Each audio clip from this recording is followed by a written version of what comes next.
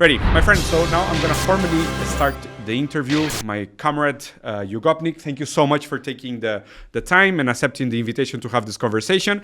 I have to confess, I have been a long-time follower of your video essays. They're super cool. Some of them are extremely shareable. I've even been tempted to translate them into Spanish because I believe they are so much valuable and a lot of people should see them. So I thank you so much for having the opportunity, my friend. I hope you have a good time with this conversation.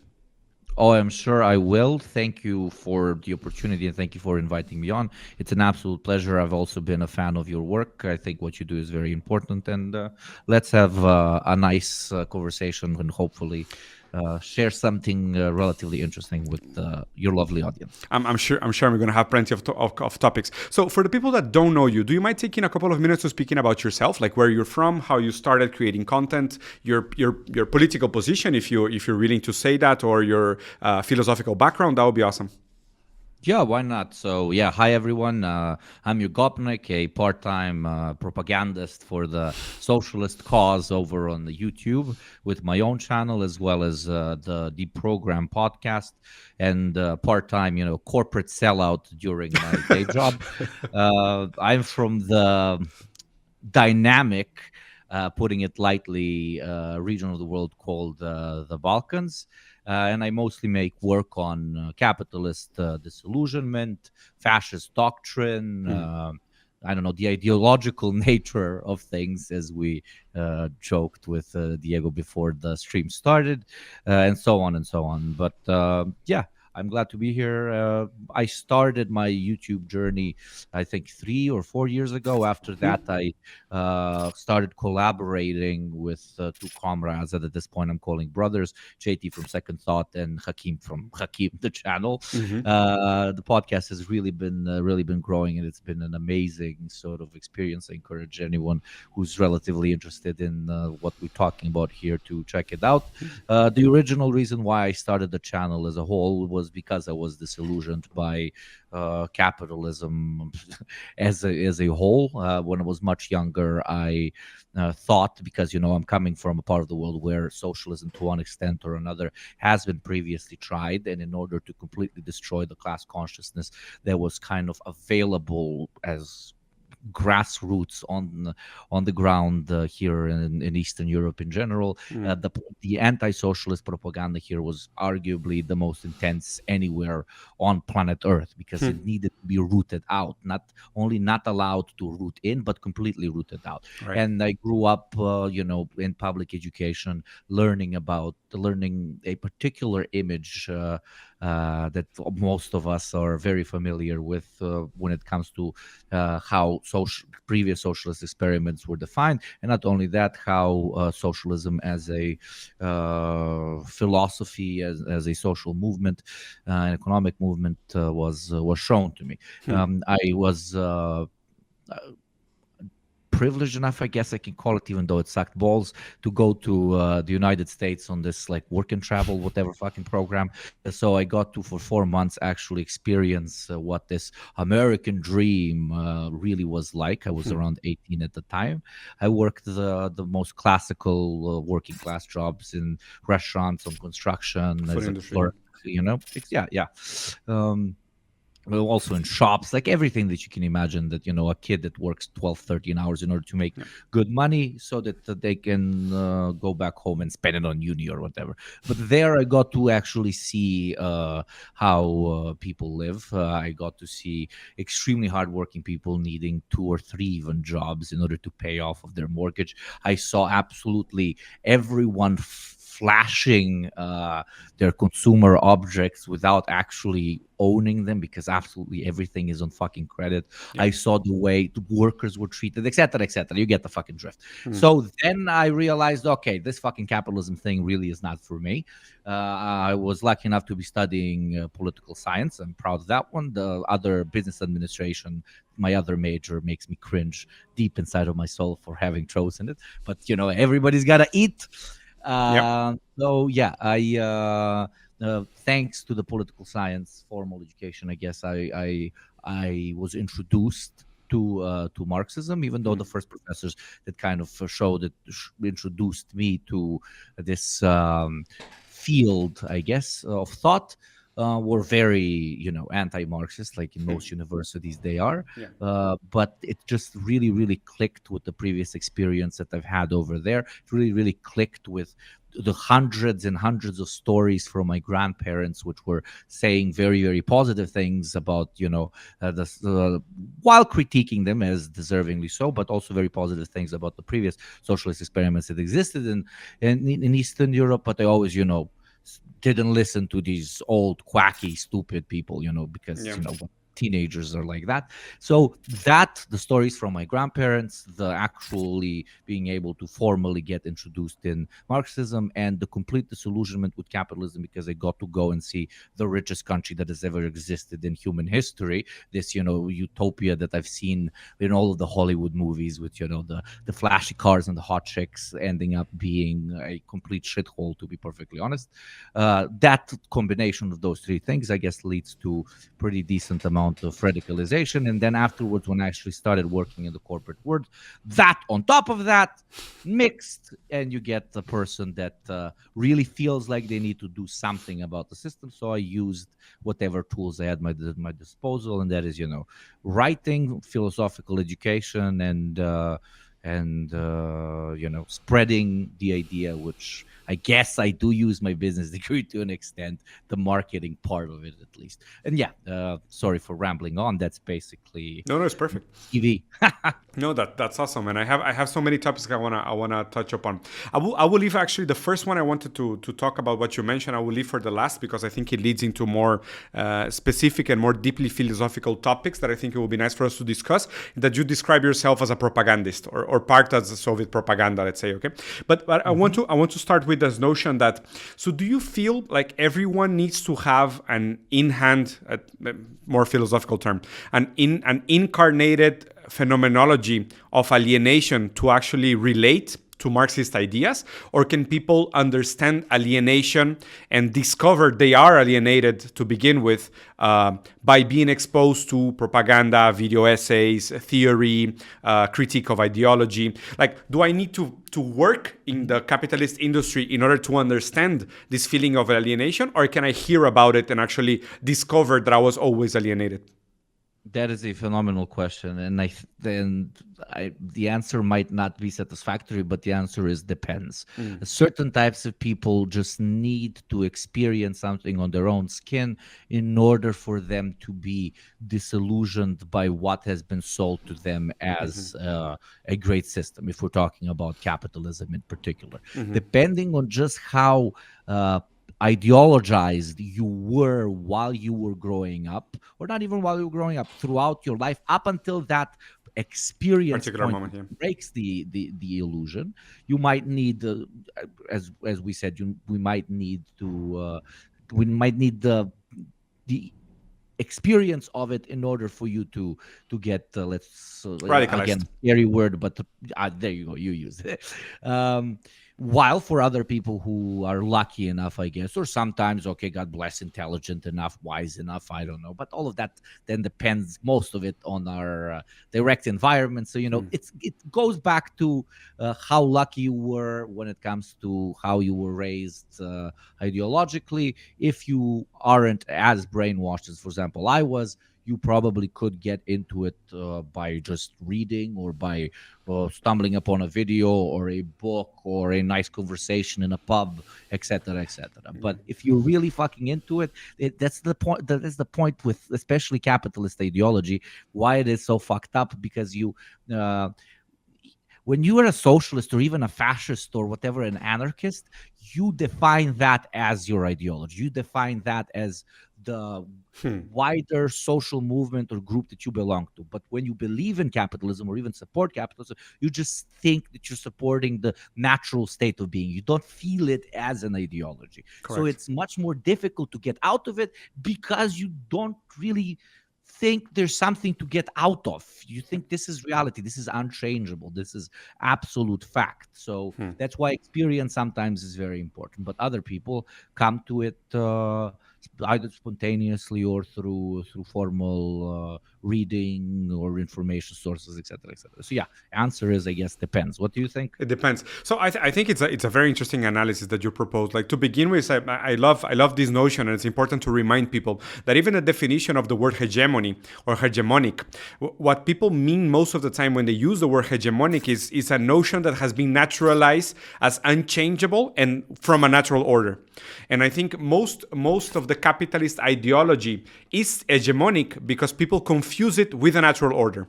It's like we have arrived at a point in history where we observe a soccer game and we think that the nature of human beings is to play soccer. And this is in a way how we grow up to feel that capitalist ideology, productivity, this notion of profit as an end in itself, the instrumentalization of human nature and other resources by the ends of extending the profit, the productive motive, has been naturalized. And it works as a naturalized version of our notion of reality. And this is when ideology becomes truly dangerous, when it's not self-identified as ideological. I think nothing is more ideological than those that sell themselves as non-ideological creatures. Non-ideological, yeah. Right. So those that think of themselves as outside of ideology are completely swallowed by ideology. So then again, just to play a devil's advocate here, Hugo, and I want to actually save this question because there was a nice question in the chat that I'm going to go back through, and is that. So how does and of course it's a tricky question in the sense that I know the answer, but I want us to help the public understand how does this differs from the science, if you want, or from the tradition of dialectical materialism or historical materialism. How is not non-ideological as a method? Could you repeat the question? So if a naturalized understanding of natural processes and human behavior is considered ideological, because in a way is a subjective interpretation of occurring phenomena that we tend to naturalize because this is what we have been exposed as the regular order of things. So how is the materialistic tradition not non-ideological? Well, it is not necessary. Okay, so depending again on how we define Ideology. the ideology in itself, but the way dialectical materialism and materialism in general differentiates itself from liberal philosophy, or if you could even call that conservative philosophy, Jesus Christ, is because it roots all of its arguments not in some sort of metaphysical understanding of what is real and what is not. It does not root it in just ideas which then create the world around them, but it roots itself in the material reality on the ground, which then molds individuals because they are adapting to the material world, the system, the economic model, whatever you want to call it, that exists. And therefore, when a Marxist critique of particular ideology or ideology in general, or capitalist hegemony, or whatever class interaction exists between two particular classes, it bases that not on an idea that is thrown out of thin air just because you were wise enough to think it up. It does not base it upon something that many quasi-intellectuals would like to call human nature or whatever. It bases it on the completely purified, completely direct analysis of the physical world, of what we see in front of us. It looks at why the progress of all time periods is based on class conflict because of X, Y, Z, because we can see it. Why is the profit motive, directly or indirectly, stealing from one class and giving to another because of argument A, B, C, D, E, F, G? It is the materialist term, which is thrown around all the time, but at the end of the day is not as complicated as people think it is when they start getting into Marxism, is the main thing that differentiates it from liberal philosophy, because it absolutely never, ever, ever stops, never makes an argument unless it is based in very verifiable shit that fucking exists, quite literally. So the enemy is idealism. It always, unfortunately, is. Yes. Yeah, I tend to agree with your response, and I think it's important for people listening to this to be on the watch out, because in the end, I think even some of the leftist movements around the world right now are falling into an idealistic use of traditional of the more traditional grounded based material analysis, and this is where I think the left is at its weakest. This is where I think like a lot of progressive movements tend to be outside of the school when they flirt with idealistic notions or idealistic moral decisions or utopias or intentions. And this is what is very hard.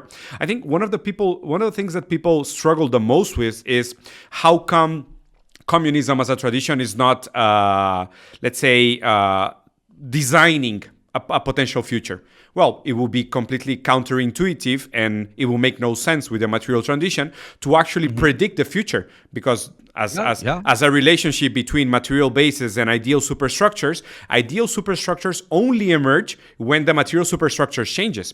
So it's impossible for us to predict political organizations or social movements or the notion of equality, moral or injustice or whatever in the future if the material bases themselves have not changed. What we can do is we can analyze the material conditions of today and the past and make like you said a based analysis prediction, and then we can discuss about that. But it's very hard for us to make predictions or to make judgment calls or to moralize or even to work with essentialism and to say that words themselves has an essential charge that is going to be able to guide us or produce a direction that is unambiguous for us to follow to the future. Having said that, Hugo, there's a question on the chat that I think is nice for us to touch upon. It's from a guy called Electric Dragula. It's calling greetings. I'm curious if Hugo had any encounters with Leviathan. And I'm curious if Diego known of any right-wing groups masquerading as animal protection organizations in the neck of the woods. Kisses Brothers. What is your take on this? Yeah, it's not. It's so funny. Like there's this far right group in the Balkans which camouflaged its growth by pretending that they're animal rights protectors. But it was very interesting how they were only protecting animals from minorities, how they would use the mistreatment by, two guys in a particular neighborhood that's very poor to beat the shit out of 50-60 people in that particular neighborhood, etc., etc. And they've grown in popularity recently because a lot of people that have only heard about them as an animal rights group tend to support them and even give them money, while the other group that understands and knows that they are just quite literal neo-fascists gives them money for that other reason, and the two groups never interact. So that allows them to grow because they have pretty decent, pretty smart PR. But it lasted for a few years. At one point, you wear too many fucking swastikas and white power symbols, and you get too many high or drunk interviews where you say super fucked up shit. But the funniest part is that the leader of this group, which is not only fascistic but really romanticizes Nazism even. Oh my God. The leader's grandpa was one of the biggest partisan freedom fighting communists in ex-Yugoslavia that was fighting the Nazis, and the guy was also a Jew, and now this fucking guy beats up Roma people for horses and Mikhails. It's you never know what your great grandchildren are gonna turn out to be like. What a disaster! And do you think the word Leviathan is related in any way to this Hobbesian idea of the Leviathan, and in a way is related to bioethics, or not really? Oh no, my friend! No, these guys aren't that smart. No. Okay. I thought maybe it's a bioethical intention with some eugenetics mixed in the middle, and these guys are even willing to go to the extent of extending that argument. But no, I'm having crazy dreams.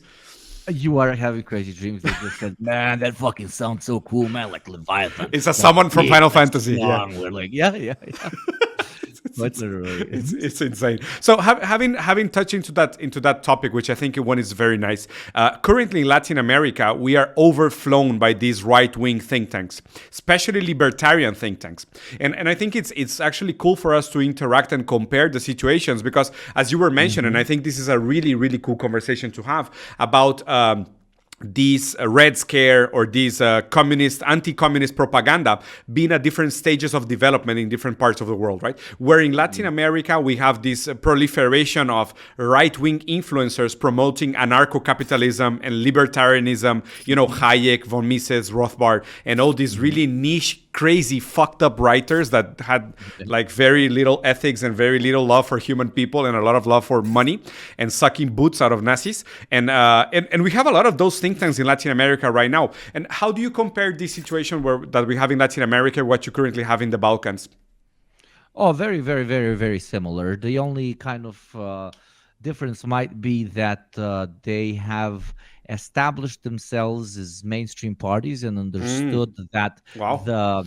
that they do not necessarily need to go as far right in order to keep the status quo the way it is, because they've had a lot of practice and basically unilateral power ever since 1989 and 1990s.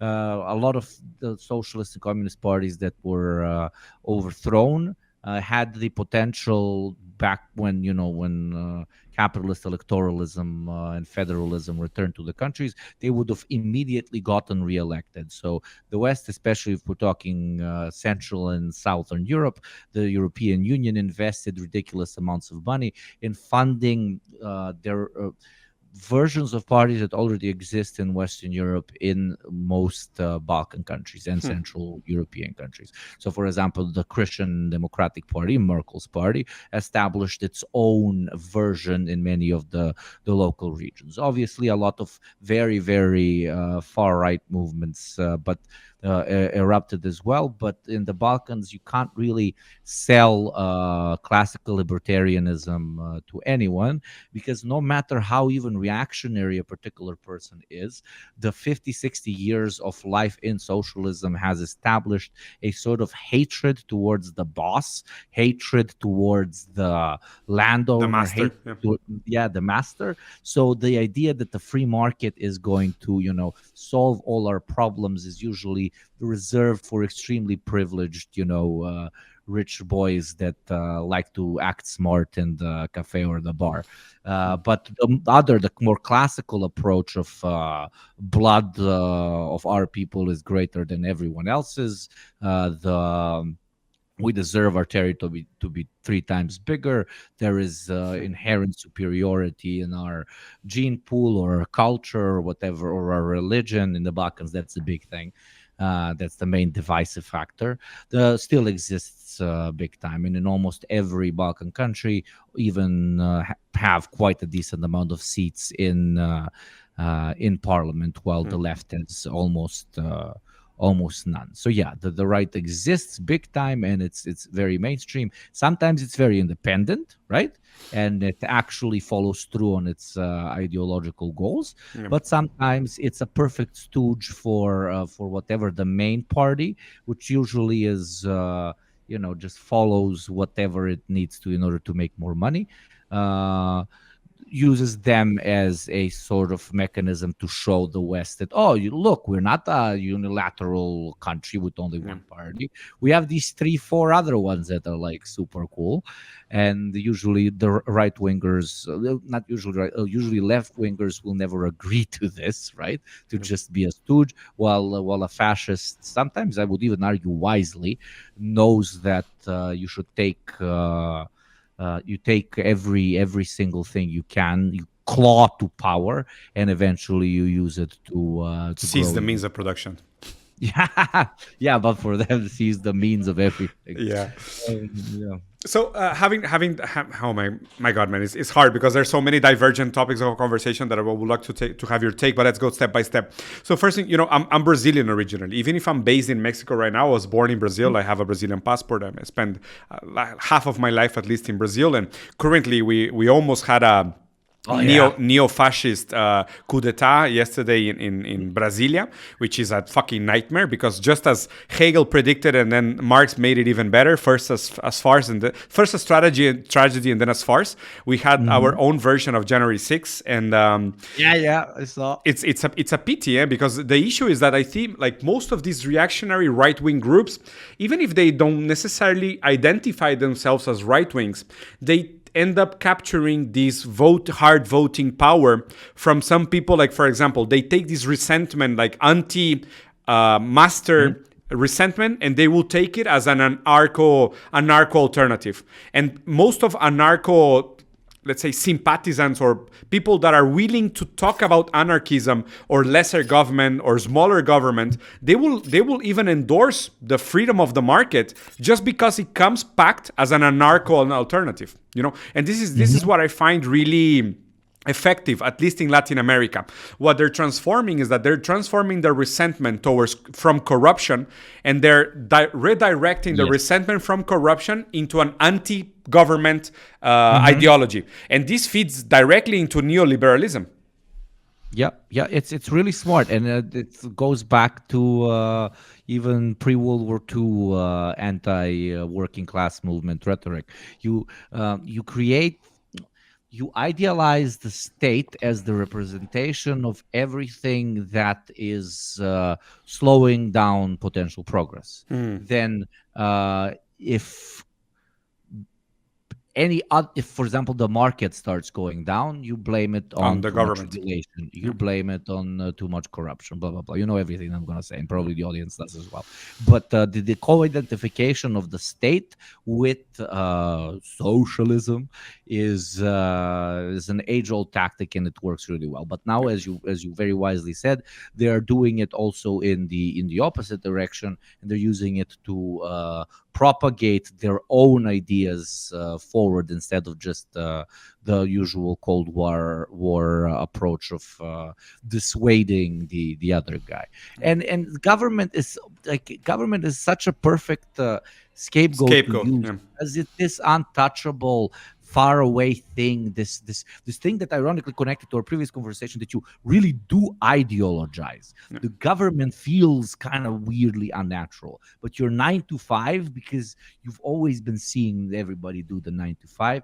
You do not see as ideological. The going to work, the boss taking, depends on the country, but between 90 and 70% of what you make him and pays you much less. That just feels, how many times have we heard people say, why the fuck am I paying taxes? I'm not getting anything out of it. Yeah. But then never, ever, ever, ever think about, why the fuck did I just make 50K for my boss, whatever currency, and he paid me 4K? No, it's literally same, worse taxation. Yeah, much worse. But because we're ideologizing government, the state, whatever the fuck, or particular parties, which I think we're at this stage now, it starts, the rhetoric completely changes, and at this point you don't even have to quite literally believe in like even conservative values, hate the gays and stop the abortions and all that shit. You can start identifying with the Republican Party, for example, in the United States, because it pitches taxation is theft. Yeah, but it also pitches to a group like, we are not government. We are anti-establishment. Guys. Yeah, exactly. And it used to be that the left could utilize anti-establishment rhetoric, and we were kings at this fucking shit. But now the right really has caught up, and you end up having like the unfortunate event of yesterday. I watched like 100 videos of I don't want to sound ableist, but literally insane motherfuckers really thinking that they're doing something over there. And at the end, they're just going there and recording with their phones and hoping that the military chooses their side. Yeah, it's crazy. It's just so incredible. How did you feel as a Brazilian watching that on TV? It's probably fucking scary at first, but then you see the idiots in It's sad. Now. It's sad. Yeah. It's my feeling is that I'm actually gonna do a full afternoon live review, like reading the tweets, and I'm gonna react to the discourse from the Brazilian President Lula. But it's mostly sad, to be honest with you, because most of them are like retired people. Most of them are retired people. It's insane. Like the average age of Bolsonaro supporters is above 55 in Brazil, which is very, very sad because they're very politically active. They have a lot of free time. They spend all their days watching memes and sharing fake news via WhatsApp and Facebook. And they're they have meme brains. Like their brains are full of memes. That's it. Their notion But of they reality. weren't prepared. But they weren't prepared for the memes, so it melted their brain. I have a literal grandpa. A grandpa, I love him, but he thinks the Jews are taking over the world. Yeah. He thinks they're eating pedophiles are eating babies. Yeah. He thinks that the apocalypse is coming when like a black pope comes and there's like these people with red hats that rule shit. And then when he watches the pope and there's three guys with red hats instead of it's a whole fucking thing. But this guy, his living room used to be a literal library, and it still is. This man was so wise. And the internet literally just fucked him up. Yeah, rot his brain. Because he grew up on, yes, not every book equals truth. Not everything you read is true. But at least back then, pre-internet, it was a filter because you needed to kind of get published, right? You needed it to get distributed, blah, blah, blah. So it limited at least a bit the amount of misinformation. Oh my God, Hugo, they're gonna call you an authoritarian dictator because you're against free speech, my man. And I agree with you. Gulag for fake news and propagandists from the fascist groups. Absolutely, it's fucking this poor. I'm using it as an example, and it's very sad. We get into fights every time I go to see and talk to him. He's still a very kind man, but because he genuinely believes this. He's like, man, like, dude, we should be scared, man. They're gonna come and brain rot. It's completely brain rot. Yeah. And you know what is very, very sad to me, and this is on a very personal note. I'm gonna say this in English right now and then in Spanish in the afternoon for my crew. But it's sad because I have a lot of family members that are being kidnapped, and I have to use the word. They have been kidnapped by this ideology that doesn't defend and does not reflect their best interests, and it's fucking insane. What I find absolutely insane about this is that they end up defending a political position that goes completely against their class interests, completely against their day-to-day basic necessities, and they still defend it as if it was a matter of life and death. But what is crazy to me is that these guys are like, oh my God, Lula is a communist. And I'm like, no, I wished.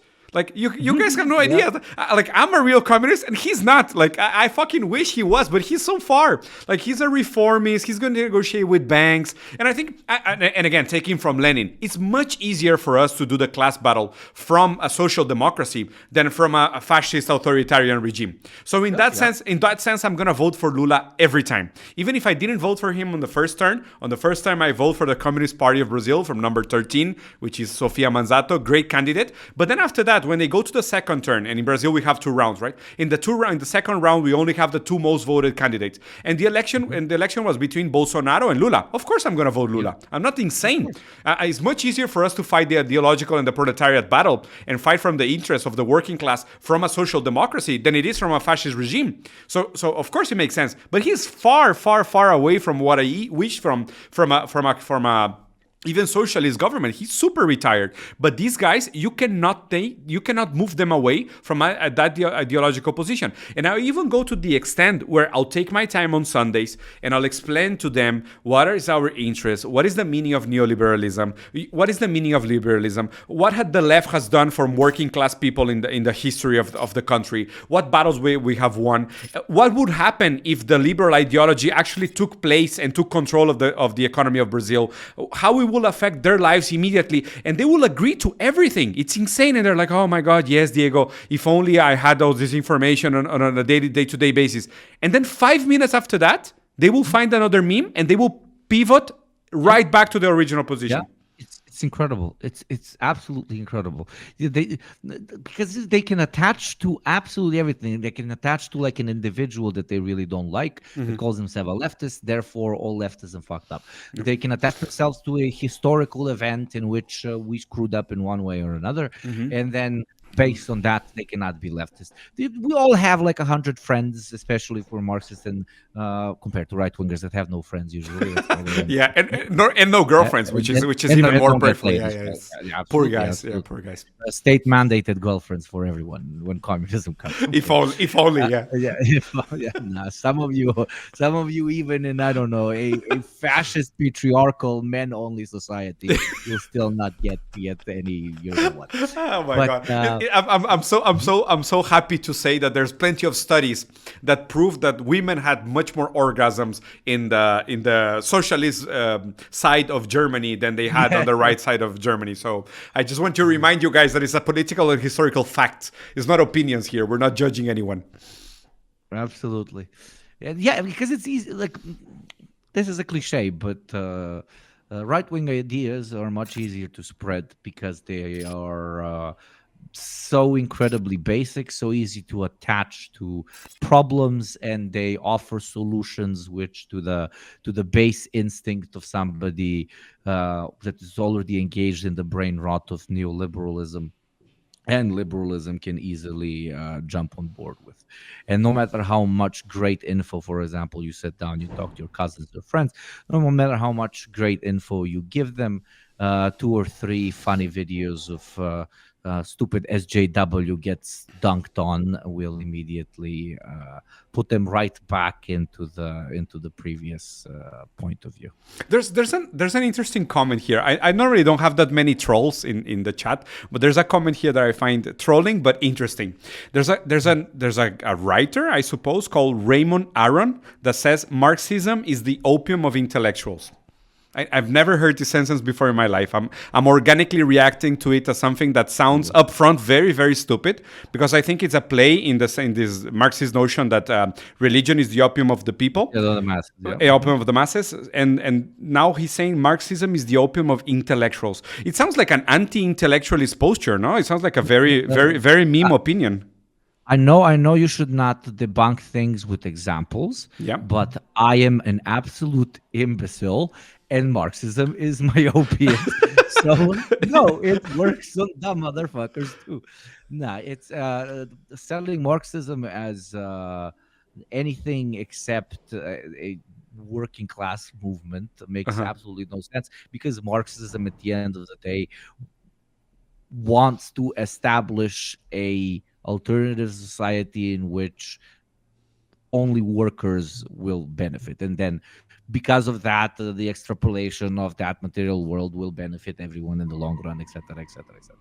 But like, what do intellectuals get? Like, you have academic circle jerks fucking all over the place in capitalism. They don't need socialism.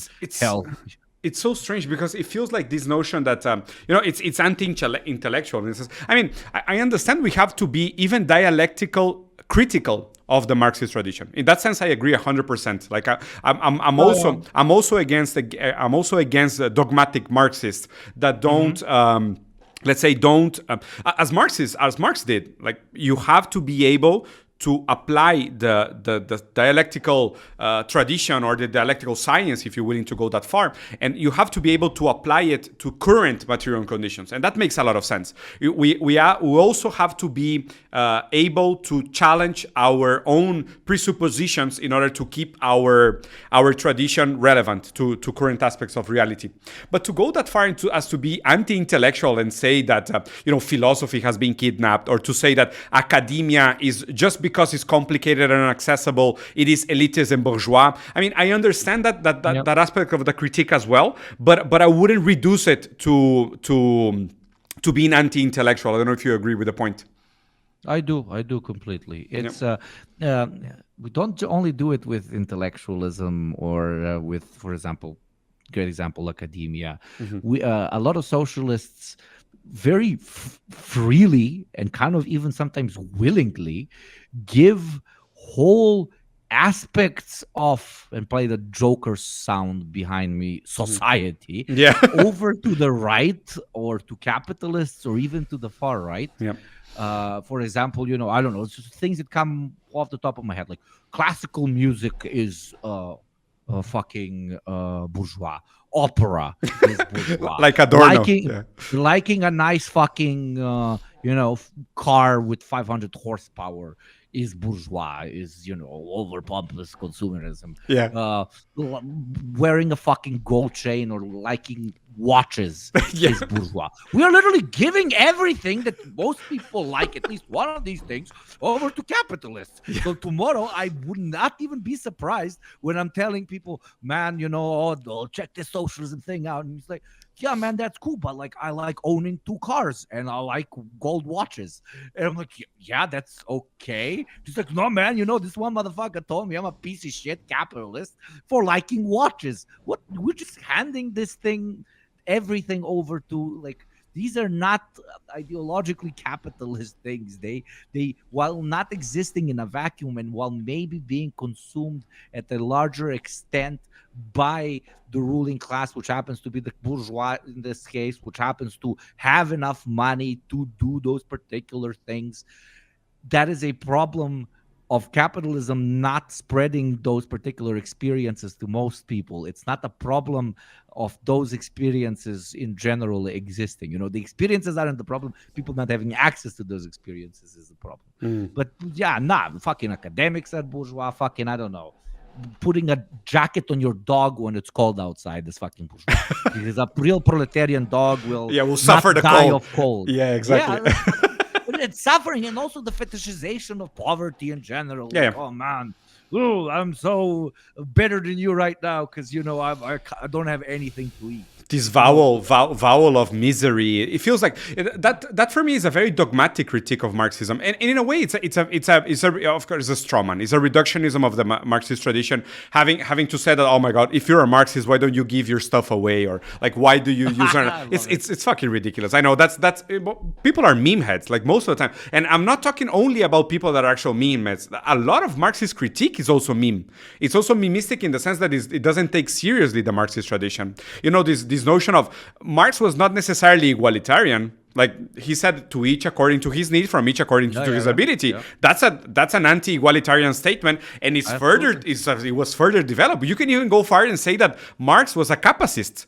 Like he was judging. He was in the Soviet Union. Correct me if I'm wrong. If you don't work, you starve.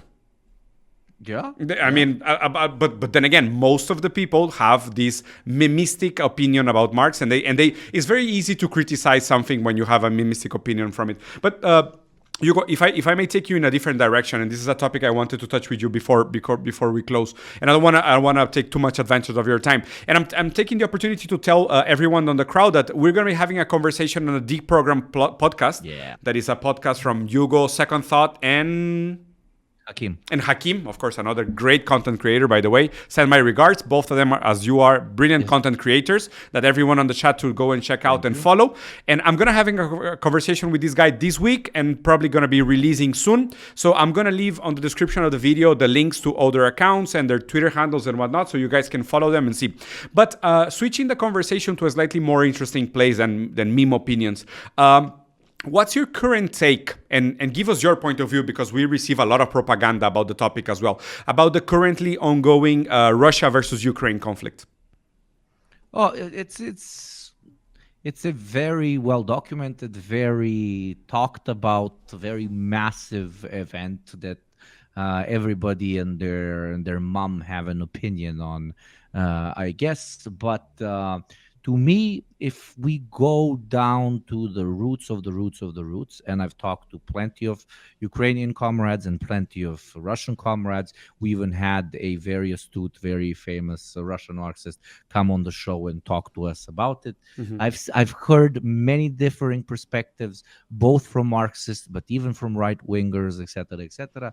I believe I know quite a bit about the history of that particular part of the world. I hang out with people from that particular part of the world almost on a daily basis. So I'm not just pulling this out of my ass and trying to say that I am being completely objective, which objectivity does not exist, but you get my point. I am my opinion on this topic comes from the experience that I've heard that people have had, their opinions on it, people from that part of the world, and also my own, be it Marxist and historical education. And I made a whole video on it, but TLDR, the easiest. That the easiest explanation is the following: there is not really a lot of work that has ever been done on the consequences of the destruction of a socialist or semi-socialist system in a particular country, because it only happened basically once in 1989, when most, like 90% of socialist experiments all over the world, you like them, you don't like them, we can have a discussion, that doesn't matter. But we had almost 90% of all socialist experiments crumble before us. Yep. And when it comes to, for example, the crumbling of Yugoslavia, an internationalist socialist project, we immediately saw the newly born states fight for how big of a piece of the previous federative republic they can take. And the direct consequence of the falling of Yugoslavia was 10 to 11 years of horrible inter-capitalist, inter-ethnic warfare that led to over 150,000 deaths, etc., etc. What we have seen with the USSR is a postponement of said conflicts because of different on-the-ground material conditions that did not allow them to happen, number one. Number two, because of the lasting influence of the biggest republic in the USSR over different new republics that have been spawned out of the USSR, because of the incredibly tightly knit interconnection of the economies of those republics, which was not as important in the smaller countries of Yugoslavia, which were already getting much more funds from the West, etc., to fight each other, blah, blah, blah. Because of many factors, basically what I'm saying is this conflict that was inevitable was frozen in time. Yep. And in 2014, when the big discussion of what do we do with this part of the country that does not want to pursue the European path, but identifies more with the Russian Federation, Donbass, Donbass, and Crimea, the two countries, the way every issue in this neoliberal hellhole that we live in, the only way you can actually solve an international problem without for which you cannot find a common ground is obviously war. And why can you not find a common ground? Because in non-internationalist projects, meaning nation states, you literally cannot. You must represent the interests of your own ethnicity over the interests of another. That is just the ideological underpinning of how a nation state works. And you can very often, just like it was seen in the Yugoslav wars, even here, you can hear out literally both sides. And I'm not being both-siding this or whatever, but you can hear, okay, these people have the right to self-determination and shit. They want to talk their own fucking language. They want to have their own fucking territory. And then the other guys say, but this is the sovereignty of my country. You can't just fucking cut up stuff and take it away, right? And then 700 other arguments that everybody throws at each other after they drink 3 fucking vodkas, but it always leads to the only one manageable way of solving territorial disputes, which is direct conflict. And it led to, back in 2014, and now the proliferation of said war back in February of last year. And I am scoping that all up in probably some smarter people than me are going to write tomes and tomes of books on this in the future. The literal consequences of the destruction of an internationalist project lead to this. We just have not really had it happen in the socialist context. You know, we had the Roman Empire fall apart, this empire, that empire, but those are empires. We never had a socialist internationalist project where, you know, Ukrainian, the Russian, the Belarusian, the Kazakh, etc., were brothers and they were sitting on the same table and eating the same meal. The Serb, the Croat, the Bosnian, the Macedonian, etc., are doing the same. We never had that table being broken, so we didn't know where it's going to lead. Everybody was hoping that the USSR is not going to go the direction of Yugoslavia, but not. The consequences of the destruction of socialism in a particular country are this. multiple capitalist states which do not align, whose interests do not align, and they have to resolve those interests with machine guns and bombs. It's interesting because like it's almost funny to see how different countries, especially in Latin America, are positioning themselves against this conflict. And of course the material analysis and the historical analysis is fundamental to make any sense. You have to understand the rimland, motherland, the geopolitical strategic significance of that region around the world. The current and emerging necessity for raw materials and the productions and their relationship to the current means of production that we have dominating the region. But it's almost strange to see them fight over if we align with Putin because he's anti-imperialist, and we know that the expansion of NATO is leading the conflict, but without the contextual historical analysis of why this region is so complicated and so bellical and even actively bellical. It's almost funny to see people take positions and to see all these leftists in America, and of course understand that they're liberals. And I think this is one of the most upfront readings that people need to do, is that left in America means liberal. That's it. And being very upfront about it, it makes sense. It makes sense for liberals to align with Ukraine. But then it's hard for us to see, for example, a president like Bolsonaro, and he was siding with Putin. And it's almost strange because does he understand the position that he's taking? Even if I trust deeply in Itamaraty, which is the diplomatic arm of the Brazilian government, and they have a very deep political tradition, and they are into geopolitics, and they're super well prepared and well documented intellectuals in the group. But still, see the president of Brazil take a stance in the side of Putin, and see even Trumpists align with Putin, and seeing liberals align with Ukraine, it's so confusing for most people because they don't have the historical context. Absolutely. It very often it is. I mean, we touched on this, especially when talking about right-wingers previously. Same. Very often it's, okay, so the liberals just took the side of Ukraine. So our opinion, because we're fighting the establishment, we're fighting the liberals, should be what? Be against Ukraine. It's just if the Republicans sucked on the Ukraine titty first, then they would have been, pro-Ukraine. But they didn't jump on that train fast enough, and now they have to be against it, even though they sometimes don't even know how to properly explain why. Just like the liberals, they can rarely properly explain why they're for Ukrainians. Articles everywhere. I am learning Ukrainian because this is how you fight for a better world, or I am tattooing the Ukrainian flag on my fucking butt cheeks. It's the classical. It's a nice fuckfest to watch from the sides as a communist. I'll just say that. I just feel shitty for the people of Donbass and Ukraine and everything, but hey, it's the worker that always gets shafted. Right? So here, man, there's a comment which is actually it just got deleted, but it was going back to this notion that there's a religious aspect, or there's a dogmatic reading to Marxism. So I wanted to discuss with you this relationship between having this messianic notion about revolution and this messianic reading about the superation of capital, because and this is where maybe our conversation is going to get mostly philosophical, which is the field of study that I enjoy the most. Is that what is your interpretation between the dialectic relationship between ideas and material conditions?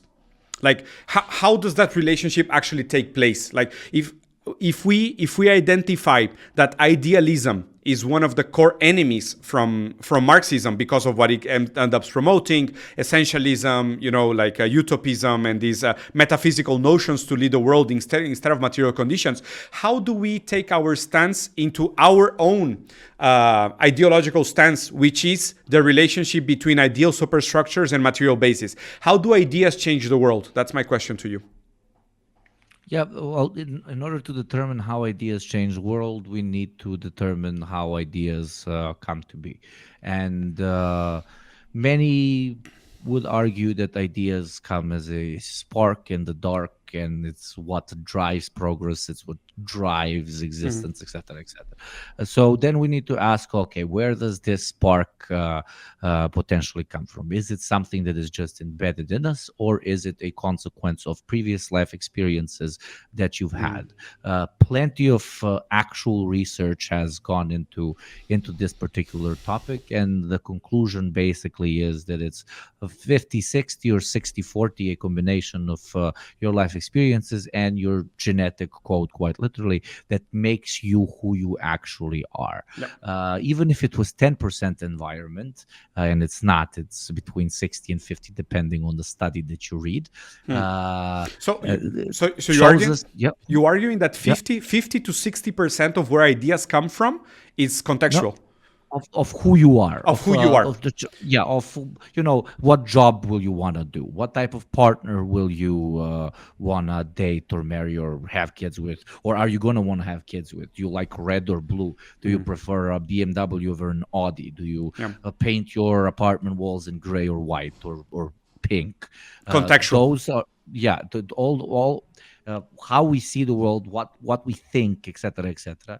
Our literal mind is 50 to 60% created by the previous experiences that we've had. And why is this relevant to the conversation of where ideas? Uh, Indirectly, ideas, therefore a 50 to 60% of everything that you think and know and understand come from the environment, and the environment is dictated by the material and systematic structure that it exists in. Therefore, the materials structure, the system you operate in, will influence the type of ideas You're you able have to have. yeah, that you're able to have. Mhm. Absolutely. We cannot even comprehend what kind of yes, even metaphysical ideas we will be able to have in a alternate system to that of capitalism, Yeah. similar to how a yes, you had individuals that were mind-blowing, like, I don't know, Da Vinci thinking up a fucking helicopter, but Mhm. for like 99.99999% of people, that the divine spark didn't happen because the spark isn't fucking divine. Yeah. It is a network of fucking neurons going off because you had just the right event after event after event after event happened in your life that led to you thinking up this particular thing. Yeah. So at the end of the day, I don't think they are necessarily always as antagonistic as we like, as a lot of comrades like to put them out to be. Is the world created by ideas, or is the world dictated and created by the material conditions? Because So one kind of influences the other. Right. yeah, so that's the dialectical reading of the relationship between material basis and idealistic superstructure. But I wanted to really pinpoint into your reading about, okay, so what you explained to us is the how the material conditions and other non-material conditions produce ideal superstructures. So how do those Mm-hmm. ideal superstructures feedback or change material conditions? Great question. Well, I would, so that they become problematic once they, an idea, an an idea which is not limited by the walls of material reality can grow much more beautifully and grow much more expansively and widely than one that is limited by the walls. Yeah, Spinoza. And but yeah, yeah, bravo. But unfortunately, at one point, uh, the daydreaming about the potentially impossible but much more beautiful future becomes much more intriguing to you than what you get to create inside of your four walls of material reality. Yeah. So what I'm basically trying to say is, what unfortunately idealism greatly hurts the socialist movement Yeah. in general, because it very innocently proposes, yes, some absolutely mind-blowing fucking shit, but this shit is just simply uh it should not be compared to the shit that materialists propose, because it is within the realms of reality, and therefore idealism as like kind of a nice conversation point, they play on what this future non-hierarchical world after we go through 25 fucking revolutions, etc., is going to look Like a like. post-communist Absolutely. post-communist Yeah. organization. No, even communists, like Oh my God. we don't even know. Maybe the proletariat is not going to be the final class. Yeah. After the like overthrow. we were having a conversation just before going into air, and this is insane because people don't see it. We were having this conversation, Hugo and I, just before we went live, talking about the AI being a potential new class that will eventually come into class struggle with the actual living fleshly composed proletariat, and we're going to have another revolution, class struggle between the AI proletariat and the actual flesh living proletariat. That's why I think most of the people, what they struggle with and what they think is wrong is when you take a dogmatic Marxist position and you take Marxism as the end of history, which is also a non-Marxist reading of Marx. Totally non-Marx. It pisses me Yeah. Sorry, I got that I lose my mind. Yeah, Yes, I know. That's why I think people are so stupid to do this, because criticizing like that is a non-Marxist take on Marx. And it's like, it's completely a straw man. And it's so easy to pinpoint people that criticize Marx without reading it. Because, of course, if you take a non-Marxist reading on Marx, it feels like Marx is giving an end of history prediction. And he's not. He couldn't be further away from that. But then again, if a Marxist take a non-Marxist position, he should also be criticized, because if you oppose the dialectical process in history, you're taking a non-Marxist reading of Marx. Yes. Yes. It's a pity. So going to the last piece of this, Hugo, and now that we spoke about the role, and I think it leads perfectly, talking about the role of how ideas change the world. You describe yourself as a propagandist. So and I love that. It's not a critique. I really like the notion. So how do you come to this conclusion, or how would you describe the type of work that you are doing? How do you feel your work is important, necessary, or other people should have inspiration from you and also join this creation of class consciousness via the creation of propaganda in the notion of bringing people closer to this realization of alienation?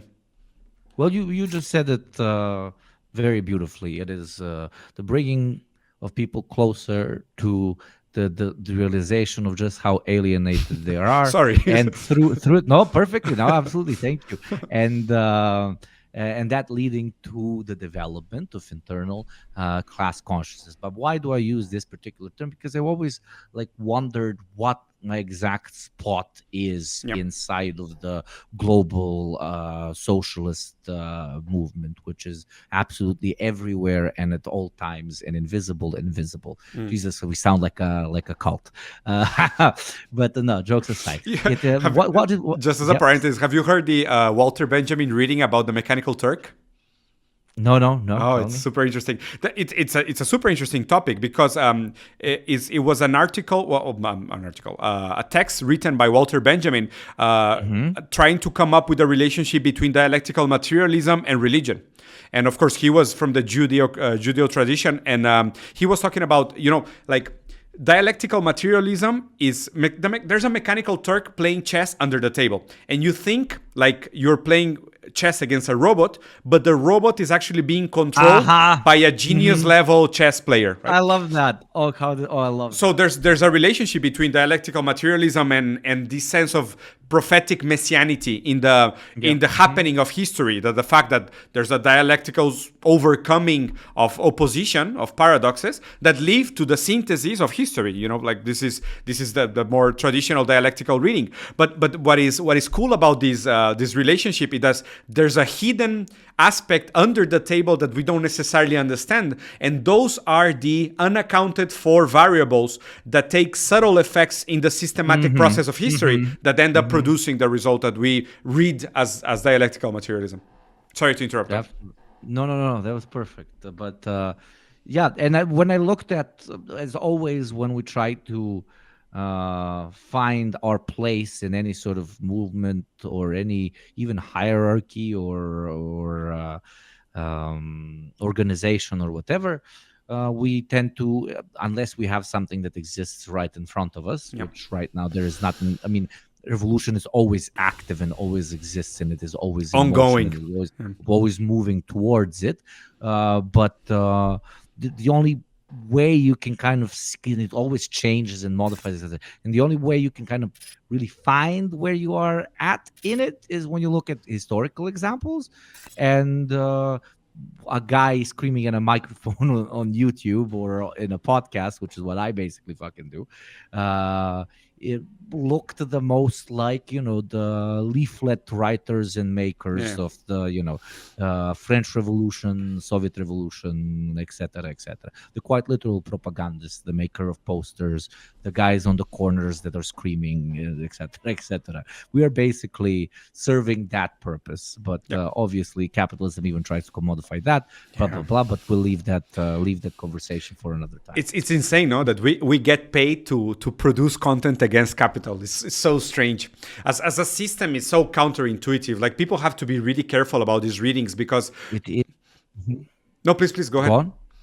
Go. No, that is interesting when you give a philosophical, like a systematic philosophical reading of capitalism as this logic of systems, in the sense that it's so efficient in monetizing transactions and human relations that it can even monetize and reward some social relationships that could be originally interpreted as subversive.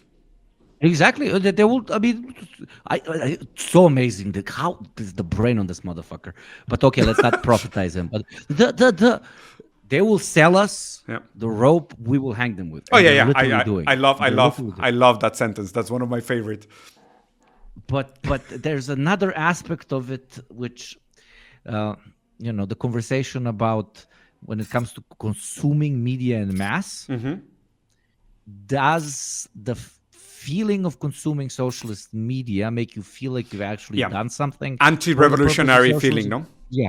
Yeah. So like, that's my worst nightmare. Like I would, no, I literally cannot say this on Twitch what I would do if I found out like that this is how I'm not contributing but hurting the movement. That would exactly. And this I'm just hoping I'm not. Man, 100%. That's my fear. Like that, our work is taken as an anti-revolutionary placebo.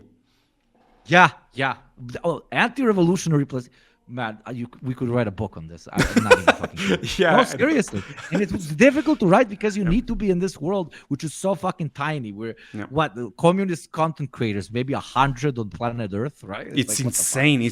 By the way, I wanted to ask your opinion because I'm compared a lot to this guy in the US, Hassan Piker. And I don't feel I share a lot of political positions with Hassan, even if I agree with some of his analysis. I think the guy is entertaining, but the guy became like a media monster in the US, didn't he? Yes, but I really like him. We all serve our purpose on the pipeline. On the funnel, on the pipeline, on the funnel, whatever you want to call it. I agree. And he serves it really well because compared to other people with a lot of other people with massive platforms, and not only other people with massive platforms, but more importantly, people that hide their power level, because he hides his power level, as it said, but a lot of other content creators don't. But what I'm going in circles. Sorry. What I'm trying to say, a lot of people want to create, especially streamers, they want to create a tight-knit community and then keep the community because that's what feeds them. And when you're propagating socialism, it leads to reactionary thought. Why?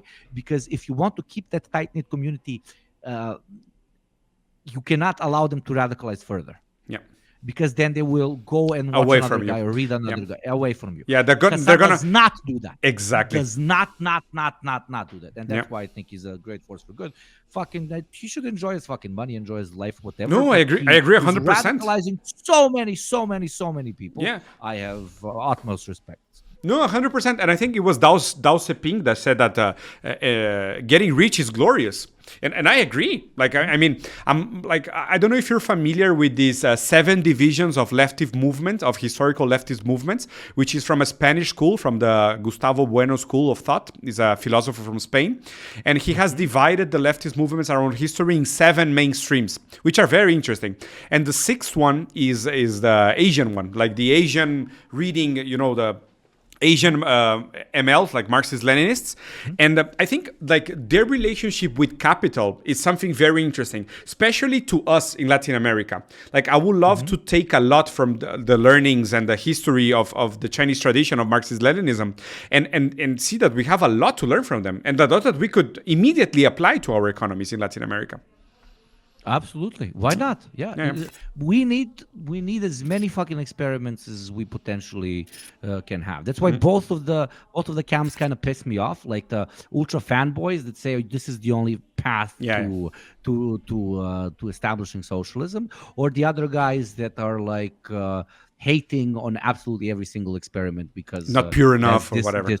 this or that fucking flaw. I agree. Like you won't even you won't even be able to walk the 5 stairs to get out of your mom's basement with opinions like that.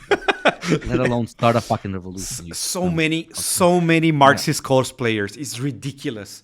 Oh my God. People just rejoice on this notion that they're cosplaying philosophy or cosplaying those dogmatic ideas without being able to look into themselves. It's insane, man. And there's these 2 beautiful tribes, and I guess it depends on what type of like psychoanalytic profile you have. You are either a massive hater of absolutely every try of socialism, or you're a massive fanboy. You're like sucking dicks right and left of every single like president or marshal or and it's leader. It's cool that you mentioned psychoanalysis. It's one of my favorite topics as well. And it's interesting because like I tend to resist identifying as anything because I know the danger of falling into master signifier categories. And I it's so glad that you understand. It's so nice that we can have these conversations. It's hard to find people to talk to about this, but it's true. Like what I see mostly online is cosplaying. Cosplaying is like the pop word to say that people have over-identified with a master signifier, and they're super comfortable, and they're just like this master signifier gives me all my meaning. I need nothing else. I have to, in a way, adapt my behavior to this master signifier, and that's it. Hugo, I don't know if you felt off. I don't know what happened. Oh my God, did we lost Hugo? I think he's gonna have to connect again. A ver, racilla, se me hace que se me cayó el buen Hugo. Ojalá y todo bien en su casa. Déjame checar. Control V. Everything, ok. Híjole, güey. Acaba de pasar algo con el buen Hugo allá. A ver qué pasó, güey. Oh, puta madre. A lo mejor se tenía que desconectar el vato, güey. Ni pedos. Digo, qué rara manera de terminar una gran entrevista. Pero de todas formas, no se preocupen. De todas formas, un tipazo. O sea, booted me. A ver, güey. What the fuck. Control V. Let me see. Control V. There you go. There you go. Déjame ver si se vuelve a conectar. Aquí está. Show on stream. Hello? My friend, I think the CIA is on to us. Just booted me. Literally booted me. The police is here. I'm not even fucking kidding. The tab closed. Yeah. In front of my eyes. It's just like, no, you guys are making too much sense. We need to stop this. Yeah. Sorry, what were we talking about? I have no idea. Nothing is more important than that joke, so it makes no sense for us to dwell into the past. Okay. No, just kidding. So, man, not to take too much advantage of your time, and I know it's already 15 past the time we agree upon. So tell us a little bit about the Deprogram podcast so we can already start promoting in the conversation we're going to have soon on your talk show. Yes. So the Deprogram podcast is a internationalist socialist project ran by 3 people from literally 3 corners of the world. One is in good old Texas, one is in good old Iraq, and I am in bad old the Balkans. What part of the Balkans, to be honest with you? Don't worry, I'm not going to send the CIA. No. I try to keep it anonymous because everybody hates each other. Oh my God! If I say I'm this one nationality, all the other motherfuckers are gonna hate my guts. Okay. But at this point, people are kind of getting what ethnicity I am. Don't worry. Don't say. I live also in the Balkans, but in another Balkan country. So, okay. Cool. Close enough. It really confuses like haters that are like, I don't know, because it probably confuses yours as well because you're a Brazilian and in Mexico. Mexico, yeah. So a lot of haters say, man, stop talking about like local issues, bro. You don't even fucking live here. Yes. Right? Yes. But you're in Mexico. It's not like you're in the US or in fucking England. Right? Yeah, nationalities are metaphysical. Like, why are you guys fighting? Nationalities are fucking metaphysical. The working class is global. Absolutely. But that doesn't stop them from making lovely, lovely little rude remarks. Sorry, But I that's the interrupted. program. Diego is going to come, I believe, in 2 days. We're going to have some fantastic conversations about ideology, about South America, about other stuff. And I guess we can continue because I just remembered people LARPing as Marxists. That is Cosplaying, or even not only as Marxist. I think that cosplay political position has become dominant. Like most of the time, what you see is people that they defend a cosplay, they defend a costume, a disguise, an but they aesthetic, don't. Yeah, exactly, an aesthetic. They take politics as an aesthetics, which is exactly the opposite of what I'm trying to do. Like normally, what I try to do all the time, and I tell these people that are in the chat and that follow me on my different channels, is that all the time I'm trying to politicize aesthetics, because aesthetics have political implications, and we have to be aware that aesthetic decisions always come with implied political decisions behind. And I think like most of the time, political positions are only aesthetical. Like people are over-identifying with superior meanings and master signifiers, and they just use those as the current brand or the current trend or the current, consumption motive, and they tab into the narrative and they feel that they belong and they identify, they virtual signal, and it's so much easier, to take a political stance as an aesthetic position. Absolutely. Beautifully put. It's a pity, my man. Well, Hugo, thank you so much for the conversation, man. It was a real pleasure. Already the moderators were super nice, and they were linking the Deprogram podcast on the chat and your networks as well. What else can we expect from you? What type of projects are you personally working on the moment? Thank you for taking the time to have me on. Absolutely. Please do share all the links once you upload them. I'll share the shit out of them everywhere. Awesome. This was an absolute pleasure. Same. You are very, very, very bright, very well read. This was very fun. When it comes to my new projects, obviously the Deprogram currently, funny enough, I have like a mini series of aesthetics of evil that I've been kind of on pause for a year. And now I'm working on another episode regarding it. If you have any other ideas about aesthetics of evil, please do reach out. I want to spread it out a bit more outside of just talking about Nazis and fascists, but right now I'm there because it's very, very intriguing. If I may, just one suggestion on the topic, which I think is right on point. Have you read this beautiful article called Necrocapitalism, which is the aesthetics of dead in production? Oh, what the fuck? No, send it to me, please. You should, man. Just look. It's a free article. It's going to be actually number 1 or number 2 link in Google. It's called Necrocapitalism. It was written by a Singaporean indie author.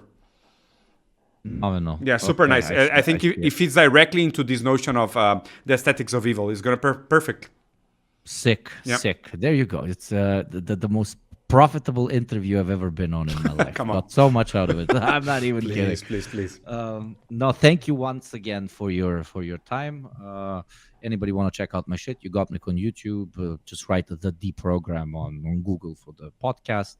And you'll see Diego there soon. Awesome. Thank you for listening to my stupid ramblings. I have no idea why I'm even here. But come on, and you guys should really go check out Hugo's channel on YouTube. There are some videos there that are absolutely amazing. The one about having optimism as a proletariat is incredible. I'm proud of that. Class consciousness on the workplace. Oh my god, beautiful! Like such cool videos. Like easygoing, deep theory, easy to understand, like right at the level where I think we should engage with the working class. Because most of the time, I think my main issue is that I over-theorize aspects of the proletariat movement, and I make things a little bit too complicated for a lot of people. And I don't know if that is egoism, narcissism, or my lack of ability to simplify my own ideas, but I think where you engage people is so interesting. I'm only going to steal from you the idea that each of us play a different role in the pipeline. So I would like to think that I play my own part in some aspect of that pipeline that I'm not completely responsible for. You definitely do, and you do something that is even more important, which, for example, I do not do, is play a significant role in radicalizing people in your own part of the world. I make content in English, and I mostly, feed into radicalizing in some German, French, British, or American dude. You also creating content in Spanish. I don't know if you do in Portuguese. Yeah. Is super, super, super fucking important. Yeah. Because it's different when you're listening to a local talk about this shit than some guy over in fucking Wisconsin or some shit. But then again, you go to play on your side. I think, like, for example, the fact that your voice, even the way you speak, the fact that you live in the Balkans, it's also that was very important for me to bring you on board and have a conversation with you, because I think specifically those topics and the Balkans as a very conflictive region, part of Rimlands, historically very complicated part of the world. It's important that this side of the world get different points of view and a more rigorous material reading of what's happening and why is it happening. So guys, if I was able to produce one piece of curiosity in all of you in this video, is to go and check out Hugo's work and the type of work that he does and the theory he engages with and his political notion and his points of view. And we're going to continue this conversation in the Deep Program podcast very, very soon. Thank you everyone for joining. Thank you for the conversation. Thank you for the subscriptions and the comments. And I will see you guys this afternoon to comment on the Brazilian elections in Portuguese. And we're going to be reviewing and reacting live to the speech from Lula's Brazil president and the currently ongoing farce and comedy of the invasion of government buildings in Brazil. Thank you guys very much. I'm going to cut it right here and we'll see you soon very, very quickly. Bye, guys. Bye-bye.